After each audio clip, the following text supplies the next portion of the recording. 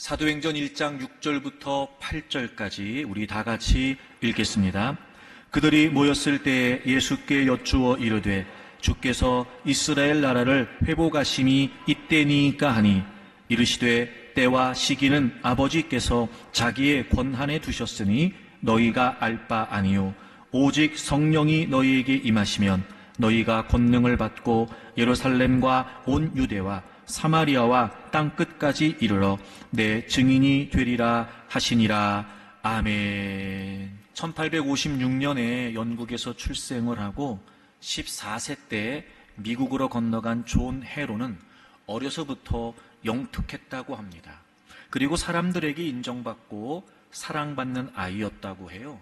공부도 꽤 잘했답니다. 테네시 의과대학을 수석으로 졸업할 정도로 말이죠. 학교 개교 이래 가장 공부를 잘하는 학생이었다고 합니다. 모두의 기대를 한 몸에 받았고 정말 장래가 촉망되는 그런 청년이었습니다. 당연히 학교에서 교수직을 제안을 하기도 했다고 하지요. 그것은 자신에게도 꽤 영광된 일이고 그리고 보장된 일이었으니까 좋은 일이었을 겁니다. 그가 졸업할 무렵에 한 장의 편지를 받게 됩니다. 조선에서 보낸 맥클레이 선교사님의 편지였습니다.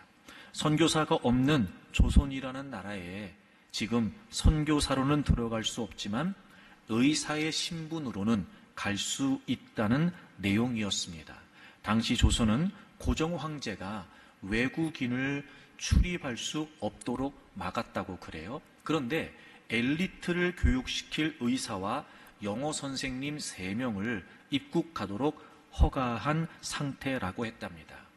존 해로는 그 편지를 보는 순간 가슴이 뛰기 시작을 했고 하나님께서 왜 자신에게 의학 공부를 시키시고 의사가 되게 하셨는지를 깨닫게 되었다고 합니다. 그리고 그것이 조선으로 자신을 부르시는 하나님의 부르심으로 인식하고 순종하기로 결단했다고 합니다. 그런데 그 일이 그리 순탄치만은 않았습니다. 이유는 주변의 반대가 너무 심했다는 겁니다. 학교에서도 또 가정에서도 약혼한 약혼녀도 그리고 가까운 친구들도 계속해서 설득을 하면서 반대를 했다고 그래요. 조선 땅에 가는 것도 좋은 일이지만 여기서도 얼마든지 주님을 위해 살 수 있고 얼마든지 너의 의술을 가지고 더 많은 사람들에게 공헌할 수 있는데 굳이 그렇게 가야 될 이유가 있겠냐라고 그렇게 설득하고 만류했다고 합니다.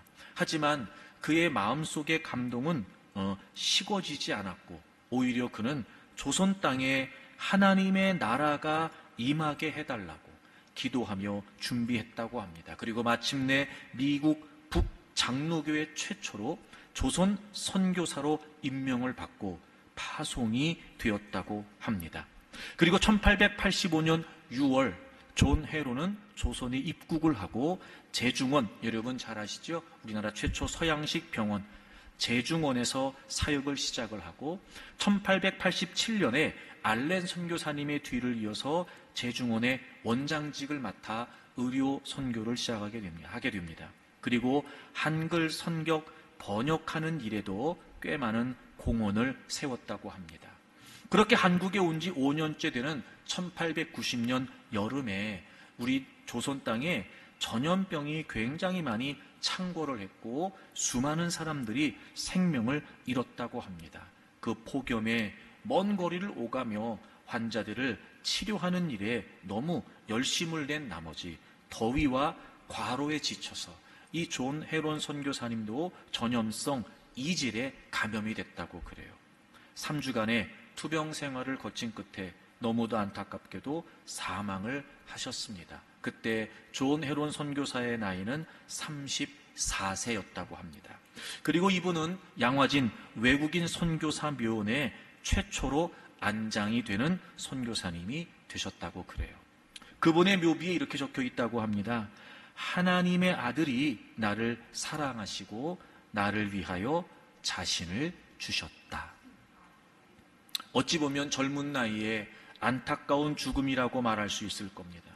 촉망됐던 그리고 보장됐던 모든 미래를 포기하고 조선 땅에 온 결과가 5년의 사역으로 마칠 일인가? 우린 이런 의문을 품을 수도 있습니다.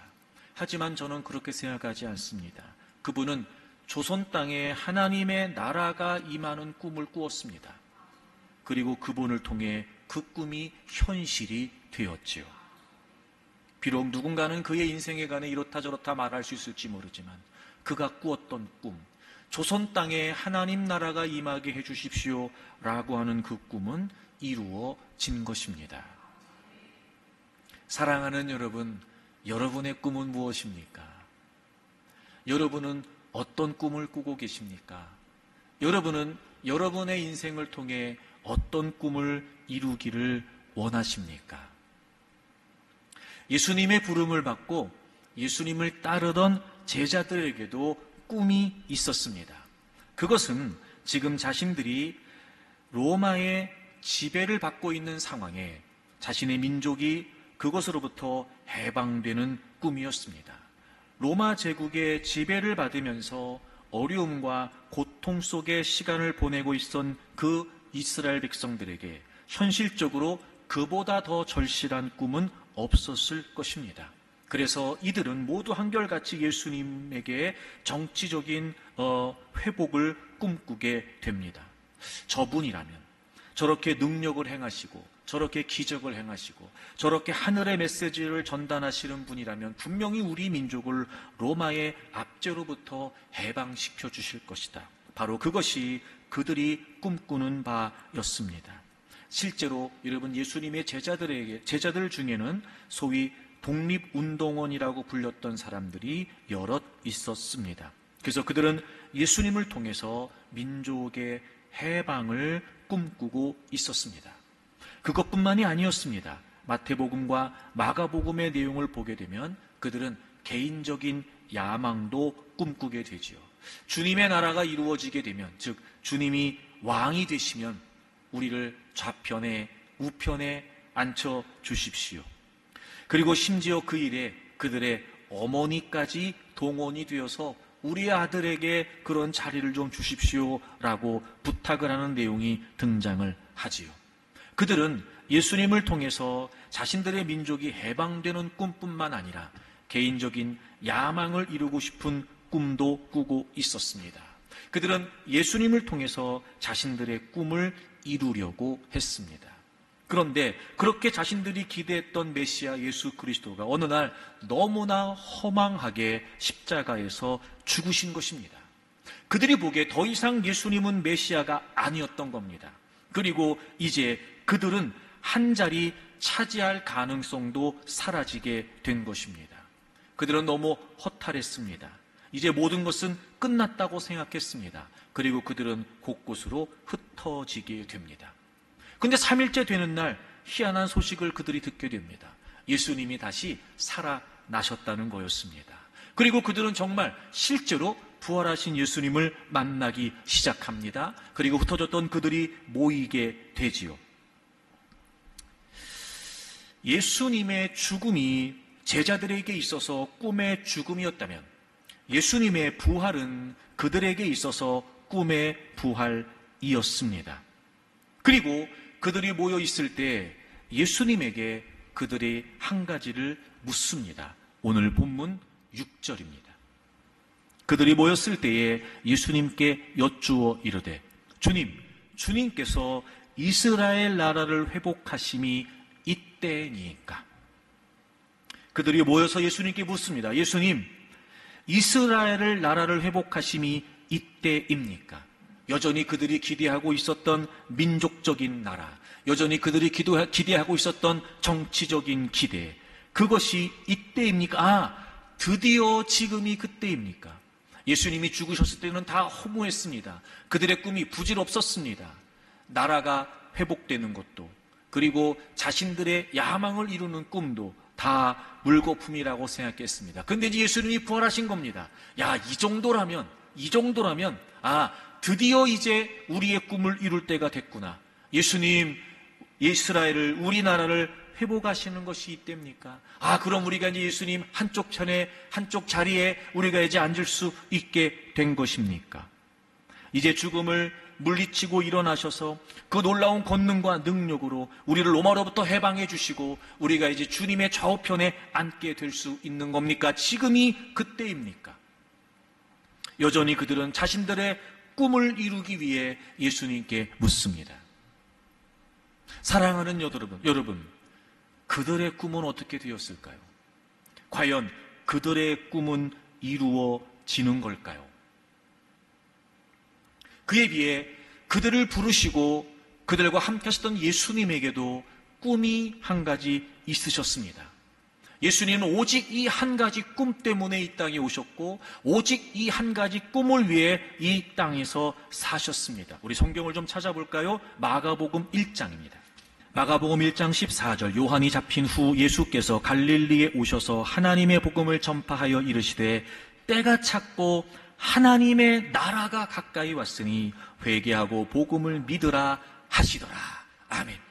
예수님이 오셔서 제일 먼저 선포하셨습니다. 하나님의 나라가 왔으니까, 하나님의 나라가 가까이 왔으니까 회개하고 복음을 믿으라는 거예요. 여러분, 예수님의 꿈은 분명했습니다. 하나님의 나라였습니다. 그리고 예수님께서는 계속해서 3년의 공생의 사역을 지나가시면서 한결같으셨습니다. 자, 누가복음 9장을 찾겠습니다. 누가복음 9장입니다. 누가복음 9장 11절. 무리가 알고 따라왔거늘 예수께서 그들을 영접하사 하나님 나라의 일을 이야기하시며, 여러분, 사역을 시작하시면서 하나님 나라를 선포하시죠. 그리고 예수님은 사역을 거듭하시면서 계속해서 하나님 나라의 일을 말씀하십니다. 병을 고치실 때도, 기적을 행하실 때도, 능력을 행하실 때도 예수님께서는 한결같이 하나님 나라의 일을 이야기하셨습니다. 바로 예수님의 꿈은 하나님 나라였습니다. 자, 하나 더 찾을까요? 요한복음 6장입니다. 이제 이 하나님 나라의 일에 관해 주님이 이렇게 말씀하십니다. 요한복음 6장 38절 보세요. 내가 하늘에서 내려온 것은 내 뜻을 행하려 함이 아니요 나를 보내신 이의 뜻을 행하려 함이니라. 나를 보내신 이의 뜻은 내게 주신 자 중에 내가 하나도 잃어버리지 아니하고 마지막 날에 다시 살리는 이것이니라. 우리 40절 다 같이 읽습니다. 시작. 내 아버지의 뜻은 아들을 보고 믿는 자마다 영생을 얻는 이것이니 마지막 날에 내가 이를 다시 살리리라 하시니라. 아멘. 주님은 바로 이것 때문에 오셨다는 거예요. 예수님을 믿는 자마다 영생을 얻는 바로 이 하나님 나라의 복음을 꿈꾸시고 이 땅에 오셨습니다. 그리고 하나님 나라의 복음을 선포하셨고 하나님 나라의 복음을 위해 사셨습니다. 그리고 마침내 이 하나님 나라의 꿈을 가지고 예수님께서는 고난과 수치와 죽음을 감당하셔야 됐던 십자가를 지시게 됩니다. 그리고 예수님은 3일 만에 부활하시죠. 그리고 어떠셨을까요? 자, 오늘 본문 사도행전 1장입니다. 사도행전 1장 3절입니다. 3절. 그가 고난 받으신 후에, 그러니까 죽으신 후에겠지요. 또한 그들에게 확실한 많은 증거로 친히 살아계심을 나타내사 40일 동안 그들에게 보이시며 하나님 나라의 일을 말씀하시니라. 아멘. 그분이 죽기 전까지 하나님 나라를 선포하십니다. 하나님 나라를 위해 일을 하십니다. 그분의 꿈은 하나님 나라이었습니다. 그리고 그 일을 위해 그분은 기꺼이 대속제물이 되어서 화목제물이 되셔서 십자가에 죽으시죠. 3일 만에 부활하셨습니다. 그분은 분명히 메시아이셨습니다. 그리고 40일 동안 이 땅에 계시면서 다른 이야기 하지 않으셨습니다. 하나님 나라를 말씀하셨습니다. 예수 그리스도의 꿈은 분명했습니다. 하나님 나라였습니다. 사랑하는 여러분, 이 예수님의 꿈은 어떻게 되었을까요? 여러분, 이 예수님의 꿈은 어떻게 되는 걸까요? 어찌 보면 제자들의 모습을 우리가 살펴봤습니다만 아무리 예수님이 그렇게 하셨어도 예수님이 부르시고 예수님을 따랐던 제자들의 꿈은 예수님의 꿈과 너무 달랐단 말입니다. 과연 이 상태에서, 이 상황에서 예수님의 꿈은 어떻게 됐으며 제자들의 꿈은 어떻게 됐을까요? 그리고 예수님께서 마지막 그분을 위해 모여 있었던 제자들에게 부탁하십니다. 마가복음 16장입니다.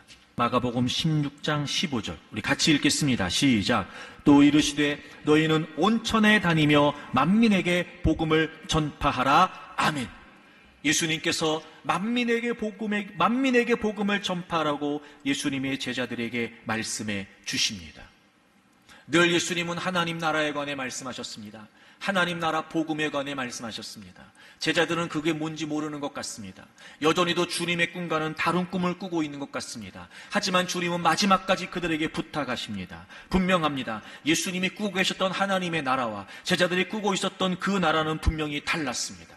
제자들이 꿈꿨던 나라는 정치적인 나라였다면 예수님께서 꿈꾸신 하나님의 나라는 영적인 나라이었습니다.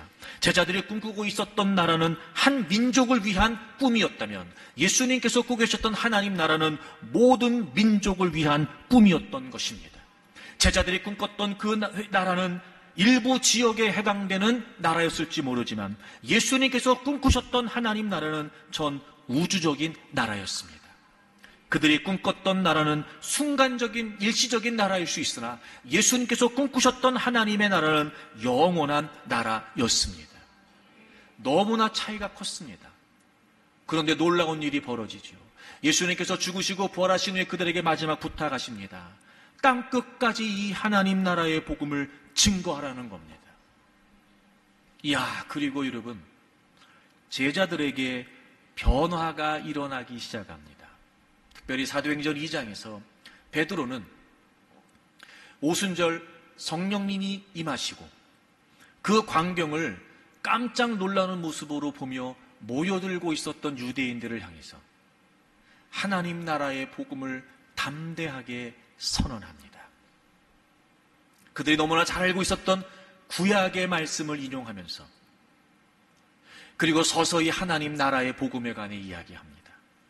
바로 그 예언되어 있는 분이 예수님이셨고 심지어 직접적으로 너희들이 죽인 예수님이 바로 메시아라는 겁니다. 그렇게 담대하게 하나님 나라의 복음을 증거하기 시작합니다. 그들은 자신들의 꿈을 꾸고 있었습니다. 자신들의 나라를 꿈꾸고 있었습니다. 그런데 그들의 꿈이 변화되기 시작합니다. 예수님이 꿈꾸셨던 그 하나님 나라의 꿈을 그들도 꾸게 되었던 겁니다. 여러분, 그날 그들이 예수님을 믿고 3,000명이나 회개하는 기가 막힌 역사가 일어나게 되었습니다. 그리고 그런 제자들의 꿈의 변화는 계속해서 성경에 기록되어 있습니다. 여러분, 사도행전 8장을 보세요. 사도행전 8장 12절. 빌립 얘기가 나오네요. 빌립이 하나님 나라와 및 예수 그리스도의 이름에 관하여 전도함을 그들이 듣고 남녀가 다 침례를 받았다라고 기록하고 있어요. 베드로뿐만이 아니에요. 빌립도 하나님 나라의 복음을 전하게 됩니다. 이제 그들도 주님처럼 하나님 나라의 꿈을 꾸게 됐던 겁니다. 14장을 보실까요? 14장 22절. 바울과 바나바가 14장 22절. 제자들의 마음을 굳게 하여 이 믿음에 머물러 있으라 권하고 또 우리가 하나님 나라에 들어가려면 많은 환난을 겪어야 할 것이라 하고. 여러분, 바울과 바나바 역시 곳곳에 다니면서 하나님 나라의 복음을 선포했다는 것입니다. 제자들이 꾸는 꿈은 자신들의 나라에 대한 꿈이었고 자신들의 야망에 대한 꿈이었습니다. 예수님께서 꾸셨던 꿈은 하나님 나라의 꿈이었습니다. 너무나 상반됐습니다. 하지만 예수님은 그들에게 마지막 부탁을 하십니다. 땅끝까지 복음을 증거해야 된다. 땅끝까지 하나님의 나라의 일을 증거해야 된다. 제자들이 변화하기 시작합니다. 그들도 이제 하나님의 나라를 꿈꾸기 시작하고 하나님의 나라의 일들을 꿈꾸기 시작했습니다. 여러분, 제자들은 결단했습니다. 분명히 제자들은 새로운 꿈을 꾸기 시작했습니다. 자신들이 꿨던 개인적인 꿈보다 더 위대하고 더 큰 하나님 나라의 꿈을 꾸게 되었습니다. 그 하나님 나라의 꿈을 발견했을 때 그들은 이제 그 하나님 나라의 꿈, 예수님이 꾸셨던 하나님 나라의 꿈을 자신들의 꿈으로 삼습니다. 그리고 그들은 결단하고 그것이 바로 자신들의 최우선이 되었던 것입니다. 그리고 하나님 나라의 복음이 증거되기 시작합니다. 유대, 사마리아, 그리고 이제 땅끝을 향해 오늘 우리에게까지 복음이 증거되어서 우리에게까지 하나님의 나라가 이루어져 가고 있는 모습을 오늘도 우리는 보고 있습니다. Dreams come true. 그렇습니다. 꿈은 이루어집니다. 제자들의 꿈이 아니었고 바로 예수님의 꿈 말입니다. 자신들의 꿈꿨던 자신들의 나라, 자신들의 야망의 꿈이 아니라 예수님께서 꿈꾸셨던 바로 그 하나님 나라의 꿈, 그리고 예수 그리스도를 만났던 모든 사람들이 자신들의 꿈을 내려놓고 하나님 나라 꿈, 예수님이 꾸셨던 그 꿈을 함께 꾸기로 결단하면서 바로 땅끝까지 복음이 증거되기를 원하시는 이 원대한 하나님 나라의 꿈은 오늘도 계속해서 이어져 가고 있습니다. 사랑하는 교우 여러분, 여러분은 어떤 꿈을 꾸고 계십니까? 여러분에게는 어떤 꿈이 있습니까? 여러분은 무엇을 꿈꾸며 사십니까? 무엇보다 정말 예수 그리스도를 나의 구주와 주님으로 영접하고 그분을 만나고 그리고 그분과 함께하는 인생이 분명하다면 여러분, 우리는 이제 이 시점에서 어떤 꿈을 꾸어야 할까요? 그러나 예수님을 만났다고 모두가 하나님 나라의 꿈을 꿀까? 예수님을 안다고 모두가 하나님 나라의 꿈을 꿀까? 아니요, 그렇지 않습니다. 자, 고린도전서 15장을 찾아보세요. 고린도전서 15장에 보시면 예수님의 부활에 관해 이야기를 하면서 6절을 보겠습니다. 15장 6절. 그 후에 500여 형제에게 일시에 보이셨고 그 중에 지금까지 대다수는 살아있고 어떤 사람은 잠들었다. 여러분, 예수님이 부활하신 다음에 물론 제자들도 예수님의 부활을 목격했지만 500여 명의 형제, 500여 명의 성도들도 예수님이 부활하신 걸 분명히 봤어요. 사도행전 1장 가보실까요, 여러분? 사도행전 1장. 분명히 예수님의 부활을 목격한 사람들은 500여 명이 됐습니다. 그런데 사도행전 1장 15절을 보세요. 모인 무리의 수가 약 120명이나 되더라, 이렇게 되어 있어요. 예수님께서 40일 동안 이 땅에 계시면서 여러 사람들에게 나타나셨고 여러 사람들에게 보이셨어요. 500여 형제들에게 일시에 보이셨어요. 거기서 뭐 하셨겠어요? 하나님 나라 말씀하셨겠죠. 그들은 분명히 부활하신 예수님을 봤어요. 만났어요. 하나님 나라의 말씀을 들었어요. 근데 실제로 그 하나님 나라의 꿈을 꾸면서 모인 사람은 120명이에요. 그럼 약 380여 명은 어디 간 거예요? 희한하죠, 여러분. 부활하신 예수님을 만났다니까요. 예수님은 40일 동안 하나님 나라의 일을 말씀하셨어요. 그들도 들었어요.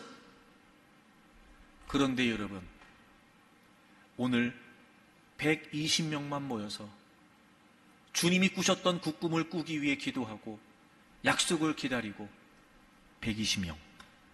나머지 사람들은 부활하신 주님을 만났으나 예수님의 꿈과는 상관없이, 하나님 나라의 이야기를 들었으나 하나님 나라의 꿈과는 상관없이 여전히 자신들의 꿈을 꾸고 여전히 자신들이 원하는 걸 기대하면서 그렇게 살고 있었던 건 아니었을까? 도대체 이 많은 사람들이, 대다수의 많은 사람들이, 절반이 넘는 사람들이 그랬다는 거 말입니다. 이들은 뭐 했을까요? 우린 짐작할 수 있습니다. 부활하신 주님을 만났지만, 하나님 나라의 이야기를 들었지만 그들의 꿈은 바뀌지 않은 겁니다. 그들의 꿈은 달라지지 않은 겁니다. 여전히 그들은 자신들의 꿈을 위해 살았던 겁니다. 하지만 주님이 꾸셨던 꿈이 무엇인지를 경험했고 그 부활하신 주님의 말씀을 들었고, 아, 저렇게까지 주님이 꾸셨던 하나님 나라의 꿈 나도 같이 꾸고 싶습니다. 그리고 제자들과 더불어 120여 명이 모인 거예요. 그리고 그들로부터 하나님 나라의 꿈이 시작됩니다. 그리고 마침내 그 하나님 나라의 꿈은 현실이 되기 시작하죠. 그리고 오늘도 이 하나님 나라의 꿈은 여전히 진행되고 있습니다. 그리고 저는 분명히 확신합니다. 반드시 땅 끝까지 이 복음이 증거되는 하나님 나라의 꿈은 반드시 이루어질 것입니다. 사랑하는 교우 여러분, 여러분은 어떠십니까? 여러분에겐 어떤 꿈이 있습니까? 여러분은 어떤 꿈을 이루기 위해 노력하십니까? 여러분은 어떤 꿈 때문에 힘쓰고 애쓰십니까? 나름대로 여러분이 기대하는 바에 따라 노력을 하고 원하는 바가 있어 희생을 합니다. 땀을 흘리죠. 시간을 투자합니다. 여러분은 무엇을 위해 사십니까? 우린 무슨 꿈을 꿔야 될까요? 적어도 부활하신 예수 그리스도가 분명하고 우리 역시 그분이 하나님 나라를 꿈꾸셨다는 걸 우리가 안다면 이제 예수님을 구주와 주님으로 보이는 우리 역시 죄의 종이었던 우리가 그분의 종이 되었다면 우리 역시 마땅히 주님이 꾸셨던 하나님 나라의 꿈을 꿔야 됩니다. 저는 우리의 꿈이 달라지기를 바랍니다. 더 이상 내가 꾸는 꿈을 이루기 위해 주님을 필요로 하지 말고 그보다 먼저 하나님께서 하나님 나라의 꿈을 위해 우리를 필요로 하셨다는 사실을 인식하고 오히려 그것을 우리의 꿈으로 삼아 살기를 바랍니다. 여러분, 우리가 예수님을 믿는다는 건 사실 그것을 위해 믿는다는 걸 의미합니다. 여러분, 우리 고린도후서 5장을 좀 찾아보실까요? 14절, 그리스도의 사랑이 우리를 강권하시는도다. 여러분, 저를 보시겠어요? 여러분 모두 예수님이 여러분을 위해 죽으시고 부활하신 여러분을 사랑하셨다는 사실 다 믿으시죠? 그러니까 이 14절 이후의 내용은 사실 우리를 위한 말씀인 거죠. 나에게 해당되는 말씀인 거예요. 그리스도의 사랑이 우리를 강권하셨다. 여러분, 하나님은 여러분을 사랑하셨어요. 주님은 여러분을 너무 사랑하셨어요. 여러분 때문에 자신의 목숨도 기꺼이 내어주실 만큼. 근데요, 그 그리스도의 사랑이 우리를 강권한대요. 강권이 무슨 말인지 아시죠? 예, 그냥 설득하는 차원이 아니라 그 주님의 사랑이 우리에게 강력한 동기가 돼서 우리를 이끌어 간다는 거예요. 그리스도의 사랑이. 자, 보세요. 어떻게 하는 거냐? 어떻게? 우리가 생각하건대 한 사람이 모든 사람을 대신하여 죽었은즉 모든 사람이 죽은 것이라. 여러분, 여기서 한 사람은 그러니까 누구겠어요? 예수님이시겠죠. 예수님이 우리 모든 죄를 위해 죽으셨어요. 모두를 위해 죽으셨는데 그건 곧 모든 사람이 죽은 거예요. 여러분, 이게 굉장히 중요하죠. 여러분, 저를 보세요. 예수님이 우리를 위해 죽으셨다. 이 말이 무슨 말이에요? 로마서 6장 이렇게 되어 있잖아요. 예수님이 우리 죄를 위해 십자가에 죽으셨을 때 나도 죽은 거예요. 여러분, 여기서 이 죽었다는 말이 무슨 의미일까요? 나도 죽었다. 예수님 죽으셨을 때 나도 죽었다. 우리 살아있는데 이렇게. 우리 다 살아있잖아요, 여러분. 근데 예수님이 십자가에 죽으셨을 때 나도 죽었다는 거예요. 이게 무슨 말이에요? 예수님 믿기 전에 죄의 종으로 살았던 우리의 삶은 거기서 끝난 거죠. 단절된 거예요. 그리고 예수님이 십자가에서 죽으시고 부활하신 그 생명에 우리도 연합이 되어서 예수님을 믿기로 작정한 그 순간부터 우리는 이제 새로운 삶이 시작되는 거죠. 자, 예수님 믿기 전에 우리의 모든 삶은 끝난 거예요. 예수님 믿기 전에 내 인생의 계획, 예수님 믿기 전에 내 인생의 꿈, 예수님 믿기 전에 내 인생의 소원, 다 끝난 거예요. 여러분, 새로운 삶이 시작됐다는 건 무슨 말이겠어요? 새로운 인생이라는 건 무슨 말이겠어요? 새로운 가치, 새로운 목적, 새로운 비전, 새로운 꿈. 제가 지난주에 그걸 뭐라고 말했어요? 사명. 그죠? 이게 예수님 믿는 거예요, 여러분. 그게 예수님 믿는 거예요. 그래서 우리는 다 죽었어요. 그럼 이제 어떻게 하면 되냐? 15절.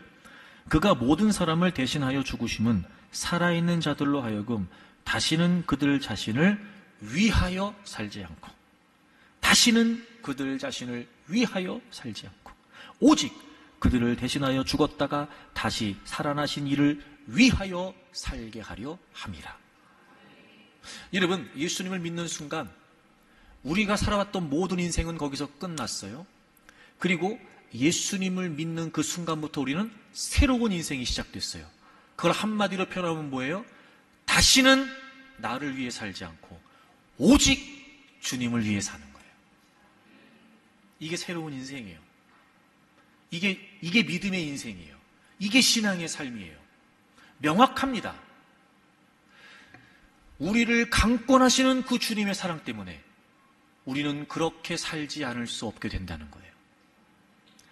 다시는 나를 위하여 살지 않고 오직 주님을 위하여 산다는 거예요. 제가 지난주에 그런 말씀 드렸죠? 위하여가 바뀌었다. 위하여가. 여러분, 예수님을 믿고 위하여가 바뀌었습니까? 위하여가. 그럼 여러분, 이 위하여가 바뀌었다. 주님을 위해 산다는 게 무슨 말이겠어요? 20절 보겠습니다. 20절. 그러므로 우리가 그리스도를 대신하여 사신이 되어, 바울 사도가 복음을 듣는 사람들에게 말하는 거예요. 우리가 그리스도를 대신하여 사신으로 왔어. 우리를 통해 너희를 권면하시는 것처럼 우리도 그리스도를 대신하여 너희들에게 얘기한다. 하나님과 화목하라. 복음을 들으라는 거예요. 여러분, 주님을 위하여 산다는 게 무슨 말인지 아세요? 주님을 대신해서 사신이 되는 거예요. 위하여가 바뀐다는 건 다른 거 아니에요.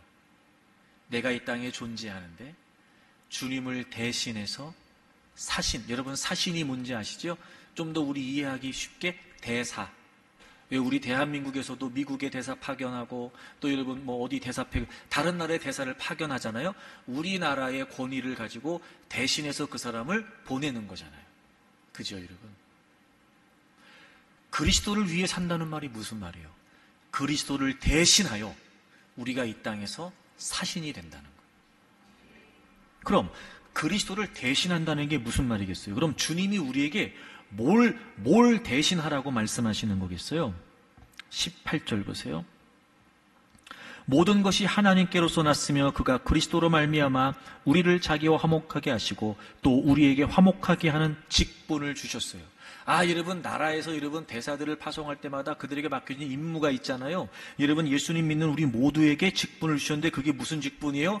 화목하게 하는 직분이에요. 그게 뭐예요? 곧 19절 다 같이 읽습니다. 시작. 곧 하나님께서 그리스도 안에 계시사 세상을 자기와 화목하게 하시며 그들의 죄를 그들에게 돌리지 아니하시고 화목하게 하는 말씀을 우리에게 부탁하셨느니라. 아멘. 죄로 인해 깨어졌던 하나님과의 관계가 예수 그리스도의 그 대속의 은혜로 말미암아 화목이 된 바로 그 하나님 나라의 복음. 여러분, 예수님께서 우리에게 그걸 맡겨주셨단 말이에요. 그 직분을, 그 직책을, 바로 하나님 나라의 일을 하나님이 우리에게 맡기시고 부탁하셨대요. 그러므로 이제 우리가 그리스도를 대신하여, 즉 우리의 모든 죄를 지고 죽으시고 벌하신 예수 그리스도는 더 이상 이 땅에 계시지 않지요. 그리고 그분을 대신하는 그분의 자녀, 그분을 대신하는 그분의 교회인 우리가 존재합니다. 여러분, 주님을 위하여 산다, 위하여가 바뀌었다, 이 말이 무슨 말이에요? 그분을 대신하여, 바로 하나님 나라의 복음이라고 하는 직책을 우리가 받게 된 거예요. 그러므로 이제 우리는 무슨 꿈을 꿔야 돼요? 그리스도를 대신하여 이 땅에 하나님의 나라가 완성되는 꿈을 꿔야 되는 거예요. 사랑하는 여러분, 다시 묻겠습니다. 여러분은 어떤 꿈을 꾸고 계십니까? 여러분은 무엇이 꿈입니까? 여러분은 어떤 꿈을 이루기 위해 사십니까? 잊으시면 안 됩니다. 우리는 위하여가 바뀐 존재입니다. 그게 믿음입니다. 그게 신앙입니다. 예수님을 나의 구주와 주님으로 믿는다고 말하면서 여전히도 여러분의 꿈을 위해 주님을 필요로 하는 거 다시 한번 생각해 보십시오. 과연 내가 지금 성경적 신앙의 삶을 살고 있는가? 내가 과연 하나님이 원하시고 하나님이 기뻐하시는 믿음의 삶을 살고 있는가? 여러분 고민하셔야 됩니다. 미루지 마십시오. 이유와 핑계를 나열하면서 자꾸 머뭇거리지 마십시오. 오늘 이 시간, 주님이 말씀하시는 이 순간 고민하십시오. 우리는 무슨 꿈을 꿔야 될까요? 하나님 나라의 꿈을 주님과 함께 꿔야 됩니다. 그리고 그 꿈은 반드시 이루어집니다. 자, 그러면 여러분, 이 꿈을 이루는데 우리가 어떻게 이루어야 될까? 이제 우리가 그리스도를 대신하여 하나님 나라의 복음을 위해 살아야 되는데 이 꿈을 어떻게 이루는 거예요? 다시 본문 돌아오세요. 주님이 한 가지 분명히 그 꿈을 이루는 방법을 말씀해 주셨어요. 사도행전 1장 8절. 우리가 너무 잘 알죠? 사도행전 1장 8절.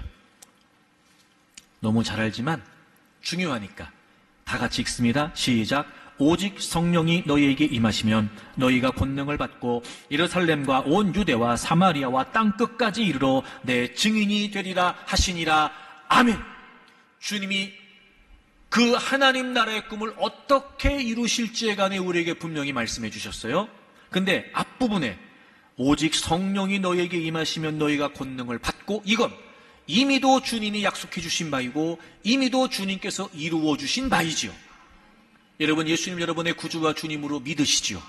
자, 그럼 이제 우리 안에 성령님이 계십니다. 아멘이시죠? 그러니까 이 약속이 우리에게 이루어졌어요. 이루어졌어요. 성령이 너희에게 임하시면 이미 우리에게 임하셨고, 그럼 너희가 권능을 받는데, 자 보세요. 자, 우리가 권능을 받는 걸 보면 주시는 건 누구세요? 주님이시죠. 자, 그러니까 우리는 이미 성령을 받았고, 그리고 주님께서 권능도 주신다고 했어요. 그러니까 이건 우리가 할 일이 아니에요. 그렇죠? 우리가 할 일이 아니에요. 이미 성령님이 우리 안에 계시고 그 성령님을 통해 우리에게 능력을 주시겠다고 했어요. 자, 하나님 나라의 꿈이 완성되는 방법. 자, 성령님이 임하시고 권능을 받는다. 이건 우리가 할 일이 아니에요. 이건 주님께서 하실 일이죠. 하나님께서. 그럼 우리 뭘 하면 돼요? 예루살렘과 온 유대와 사마리아와 땅끝까지 이르러 내 증인이 되리라. 증인이 되리라. 아, 그러니까 예수님이 꾸셨던 이 하나님 나라의 꿈을 어떻게 이루시는 거예요? 주님께서 성령을 보내주셨고 권능을 행하시면서 그 성령님 안에 있는 그 성령님이 있는 그 성령님을 받은 그 사람들이 뭐가 되는 거예요? 증인되는 거예요. 증인되는 거예요. 그러니까 이 하나님 나라의 꿈이 이루어지는 비결이 뭐예요? 우리가 증인되는 거예요. 제가 예전에 그런 말씀 한번 드린 적이 있어요. 사실 어쩌면 이거는요, 우리가 생각하기에 그렇게 합리적인 방법이 아닐 수 있어요. 왜 그러냐? 하나님 나라의 복음을 선포하신 분이 예수님이시고 그 하나님 나라를 위해 죽으시고 부활하신 분이 예수님이세요. 그러면 예수님이 계시는 게 가장 확실합니다. 그죠? 예수님이 계셔도 되잖아요. 굳이 승천하실 이유가 뭐가 있어요? 예수님이 계셔도 돼요. 우리가 보기에는 그 예수님이 직접 계시면 그게 가장 확실한 증거고 방법이라고 생각이 돼요. 근데 주님이 그렇게 하지 않으셨다는 건 그게 아니라는 거예요.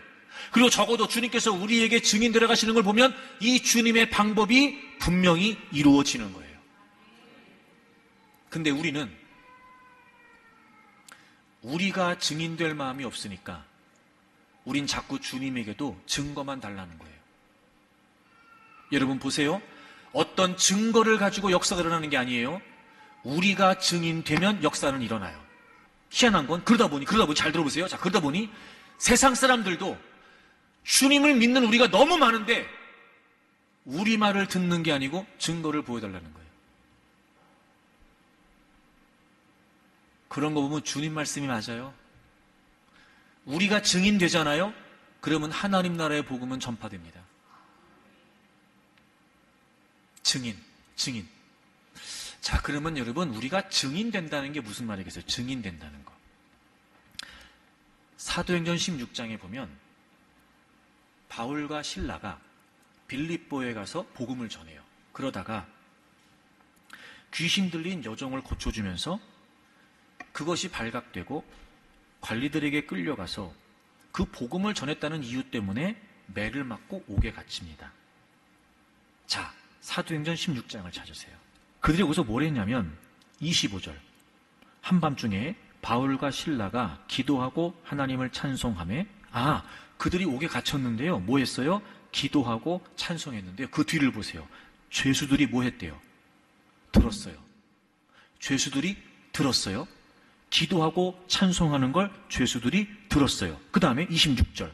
이에 갑자기 큰 지진이 나서 옥토가 움직이고 문이 곧 다 열리며 모든 사람의 매인 것이 다 벗어졌어요. 이게 무슨 말이겠어요?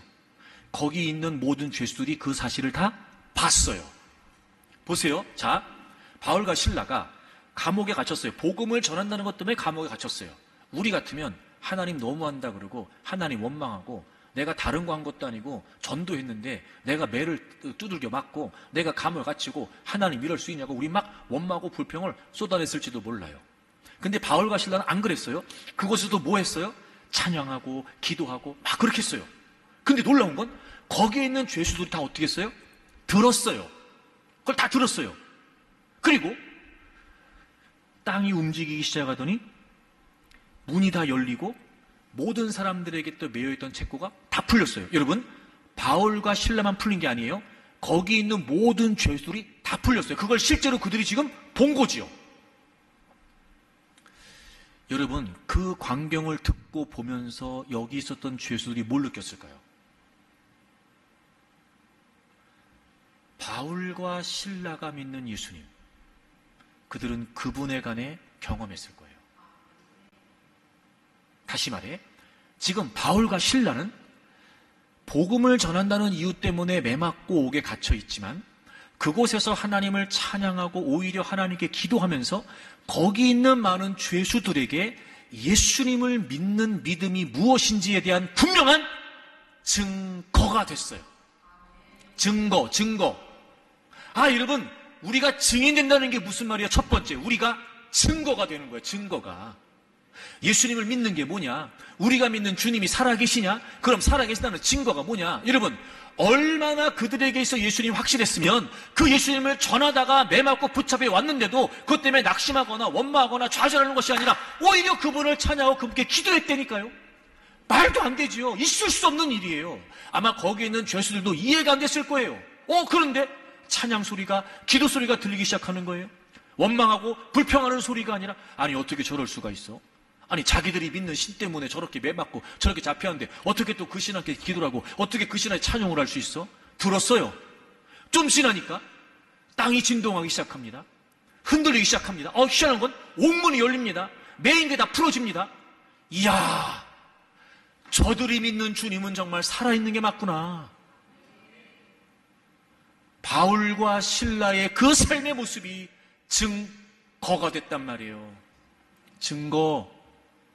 여러분, 정말 우리가 살아계신 주님을 믿고 우리가 더 믿음의 성숙함을, 우리가 더 믿음의 온전함을, 여러분 우리가 더 믿음이 성장해서 왜 우리가 바르고 견고하고 확고한 믿음에 서야 될까? 그것이 모든 삶의 현장에서 우리를 보고 있는 많은 사람들에게 진짜 살아계신 주님이시라고 하는 증거가 된단 말이에요. 모든 사람이 절망할 때 똑같이 절망하고, 모든 사람이 불평할 때 똑같이 불평하고, 원망할 때 똑같이 원망하고, 싸울 때 똑같이 싸우고, 그게 증거가 되겠습니까? 우리가 살아계신 주님을 믿는데 남달라야죠. 뭔가 다른 모습이 있어야죠. 왜요? 다른 이유 때문이 아니에요. 우리가 믿는 주님은 살아계시잖아요. 우리가 증인이 된다는 거, 증거가 되는 겁니다. 증거가. 그리고 간수가 자다가 깨서 그걸 본 거예요. 그리고 다 도망간 줄 알고 칼을 빼서 자결하려고 했어요. 그때 28절 보세요. 바울이 소리를 지면서 말리죠. 그렇게 하지 마십시오. 우리 다 여기 있어요. 우리 다 여기 있어요. 29절. 간수가 등불을 달라가며 뛰어들어가 무서워 떨며 바울과 실라 앞에 엎드리고, 30절. 그들을 데리고 나가 이르되 선생님들이여 내가 어떻게 하여 구원을 받으리이까? 그러니까 여러분, 그 광경을 봤던 간수도 그에게 내가 어떻게 하면 구원받을 수 있겠냐고, 내가 어떻게 하면 할 수 있겠, 뭐 하면 구원받을 수 있겠냐고 그렇게 물어봤어요. 그랬더니 31절. 이르되 주 예수를 믿으라. 그리하면 너와 네 집이 구원을 받으리라 하고 주의 말씀을 그 사람과 그 집에 있는 모든 사람에게 전하더라. 주 예수를 믿으라. 그러면 너와 내 집이 구원을 받을 것이다. 그리고 하나님 나라의 복음을 뭐 했어요? 전했어요. 여러분, 우리가 증인된다는 건 무슨 말이에요? 두 번째, 증언하는 거예요. 증언. 증거와 증언. 이 두 가지를 통해 우리가 하나님 나라의 복음에 증인되면 반드시 하나님 나라의 역사가 일어납니다. 여러분, 하나님 나라의 꿈을 꿉시다. 주님이 꿈꾸셨던 하나님 나라의 꿈을 우리도 꾸자고요. 그리고 이 원대함, 우리가 어떤 꿈을 꾸고 있던, 우리가 어떤 꿈을 기대하고 어떤 꿈을 이루기 위해 살고 있던 그것과는 차원이 다르고 가치가 다르고, 여러분, 그것보다 더 크고 위대한 이 전 우주적인 하나님의 나라의 꿈, 여러분, 우리도 그 꿈을 꿀 수 있기를 바랍니다. 이젠 우리가 위하여가 바뀌었으니까 그리스도를 대신하여 바로 우리가 그 하나님 나라 복음의 증인 되는 겁니다. 여러분, 여러분의 가정에서, 여러분의 가문에서, 여러분의 일터에서, 여러분이 있는 그곳에서 나는 이제 하나님 나라의 증인이다. 증인이다. 주님이 꾸셨던 하나님 나라의 꿈을 나도 꾸고 있다. 나도 이제 그 꿈을 위해 하나님 나라의 증인이다. 증인이다. 첫째, 증거가 있어야 됩니다. 그러니까 우리가 믿음을 더 여러분 가꿔야 돼요. 여러분, 믿음이 가꿔지면요, 인격도 가꿔집니다. 믿음이 성장한다는 건 인격도 성숙해지는 거예요. 제발. 그러니까 신앙생활 똑바로 하자고요, 여러분. 예? 누가 봐도 참 저분은 성품이, 누가 봐도 참 저분은 인격적이야, 이런 얘기를 들어야 되는데, 누가 봐도는 고사하고 애들이 봐도 엄마 아빠를 신뢰를 못해요.